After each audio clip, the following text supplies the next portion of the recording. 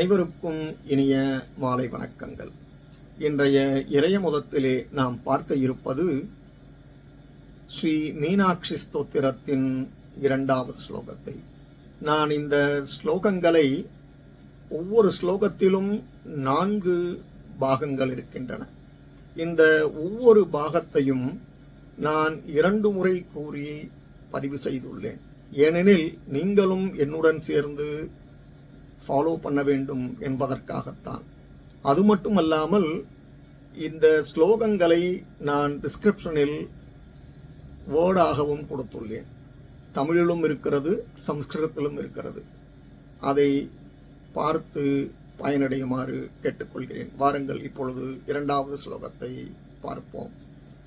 சகிருதாராத்யயாம் சர்வம் சகிருதாராத்யயாம் சர்வம் அபீஷ்டம் லபதே ஜனஹ அபீஷ்டம் லபதே ஜனஹ சகிருதாராத்யயாம் சர்வம் அபீஷ்டம் லபதே ஜனஹ சகிருதாராத்யயாம் சர்வம் அபீஷ்டம் லபதே ஜனஹ நமஸ்தஸ்யை சுமீனாக்ஷ்யை நமஸ்தஸ்யை சுமீனாக்ஷ்யை தேவ்யை மங்களமூர்த்தயே தேவ்யை மங்களமூர்த்தயே சகிருதாராத்யயாம் சர்வம் அபீஷ்டம் லபதே ஜனஹ சகிருதாராத்யயாம் சர்வம் அபீஷ்டம்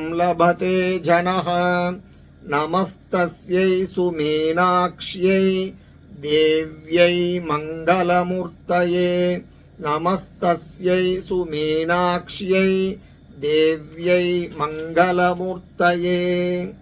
இதன் பொருள், மனிதன் எந்த தேவியை ஒருமுறை ஆராதித்து எல்லாவித நன்மைகளையும் அடைகிறானோ அப்பேற்பட்ட அந்த தேவியும் மங்களமே உருவாகக் கொண்ட ஸ்ரீ மீனாட்சி தேவியை நான் அனுதினமும் வணங்குகிறேன். இந்த பதிவு உங்களுக்கு பயனுடையதாக இருப்பின் சப்ஸ்கிரைப் பண்ணவும் ஷேர் பண்ணவும். நன்றி, வணக்கம்.